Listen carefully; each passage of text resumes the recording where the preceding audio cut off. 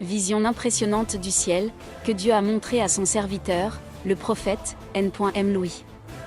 Message du Seigneur Jésus-Christ à son Église, vis-à-vis des choses de ce monde passager, par le prophète. N.M. Louis, l'humble serviteur de Dieu, de la modeste Église de Jésus-Christ, située à Yaoundé, précisément au quartier Biem à Silac et baptisé, Nouvelle-Jérusalem Église de toutes les nations. L'homme de Dieu, le prophète Louis, était couché sur l'autel de l'église. Quelques heures avant le début du culte du jeudi soir.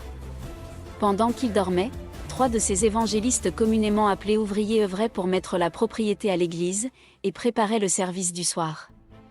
Les 3 évangélistes travaillaient sans faire de bruit. De peur de perturber le sommeil de l'homme de Dieu. 10 minutes avant l'heure réglementaire du début du service du soir, l'un des ouvriers appelé évangéliste Aristide était sur le point de réveiller le mentor, Il pensait en lui-même que l'homme de Dieu avait été emporté par un sommeil profond, mais l'Esprit de Dieu saisit son cœur de ne pas le faire. À moins de 5 minutes du début du culte, un autre ouvrier nommé évangéliste Bernard se précipita vers l'intérieur pour éclairer toutes les lumières de l'autel car c'était l'heure du culte, et s'il le faisait, cela allait perturber certainement le sommeil du mentor. Aussitôt, l'un des pasteurs second nommé pasteur Serge Mouzon fait son entrée allégée. L'église, et pendant qu'il entrait, il constata que l'homme de Dieu le prophète Louis, le père spirituel, était encore profondément endormi, et l'ouvrier essayait d'allumer toutes les ampoules de l'autel. Immédiatement, il le stoppa de ne pas allumer, afin de ne pas perturber le sommeil prophétique de l'homme de Dieu, le prophète Louis, l'ange de l'église de la Nouvelle-Jérusalem. Il était déjà 17h l'heure réglementaire du début du service, l'homme de Dieu se réveilla. Précipitamment.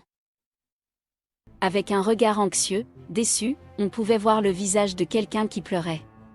Il a commencé à dire, « Rassemblez-moi tous les ouvriers présents, car voici, j'ai été enlevé par le Saint-Esprit lors de mon sommeil, et j'ai eu une grande vision, un message pour l'Église, je suis très attristé par des choses que j'ai vues et entendues.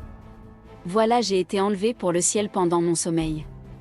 Je me suis retrouvé avec un ange rayonnant, qui m'a donné un bref message. Il m'a révélé Il m'a révélé le débit du salut des chrétiens dans le royaume des cieux. Il m'a dit, mon fils, il y en a peu qui viennent ici et sont sauvés. Car beaucoup sont restés sous la terre, au séjour des morts, et ne sont pas arrivés ici. Quand les chrétiens qui meurent en Christ ferment les yeux sur la terre, ils les ouvrent directement ici dans le royaume de Dieu et sont sauvés pour l'éternité. Mais beaucoup n'arrivent pas ici à cause de leur focus sur le matériel. C'est-à-dire, la recherche cupide du mariage, les contrats de travail, les finances, les richesses de ce monde. Et lorsque le Seigneur Jésus leur rend visite, ils ne peuvent pas le voir. Tout cela à cause de leur cœur rempli des soucis de ce monde passager.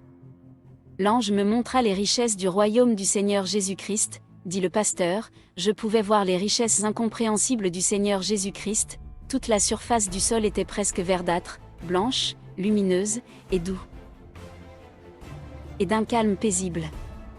Il y avait des jolies maisons de toutes catégories, il n'y a pas de semblable sur la terre. La paix au ciel est ineffable, c'est tellement beau là-haut, il n'y a rien sur la terre, je ne voulais plus rentrer sur terre, malgré que je suis un leader de l'église. Après cela je me suis réveillé avec des larmes aux yeux, je me suis. L'heure exacte du début du service du soir, très attristé dans l'heure exacte du début du service du soir, très attristé dans mon cœur, avec l'idée des chrétiens qui perdent leur salut, à cause de l'amour des choses de la terre, et passent ainsi à côté de toutes les bonnes et précieuses choses du ciel, que le Seigneur Jésus-Christ a réservées pour eux.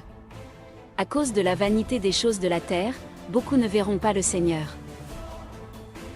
Chers frères et sœurs, c'est pourquoi, selon ce que dit le Saint-Esprit, aujourd'hui, si vous entendez sa voix, n'endurcissez pas vos cœurs, comme lors de la révolte, le jour de la tentation dans le désert, où vos pères me tentèrent pour m'éprouver, et ils virent mes œuvres pendant 40 ans.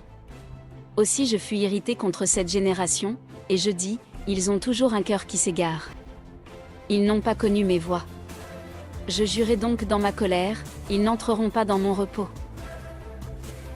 Hébreux 3, juillet 2011, alors, mes frères et sœurs, au sujet des choses de la terre, nous ne sommes pas de ce monde, vanité des vanités, ne ressemblons pas aux mondains, comme ils est écrit, ne leur ressemblez pas, car votre Père sait de quoi vous avez besoin, avant que vous le lui demandiez, mais cherchez premièrement le royaume et la justice de Dieu, et toutes ces choses vous seront données par-dessus.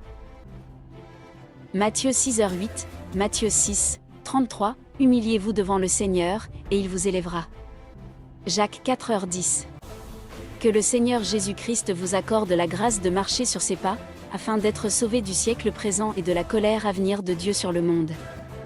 Voici l'enlèvement est très très proche. Que celui qui a des oreilles entende ce que l'Esprit dit aux églises. Apocalypse 3, 6,13,22.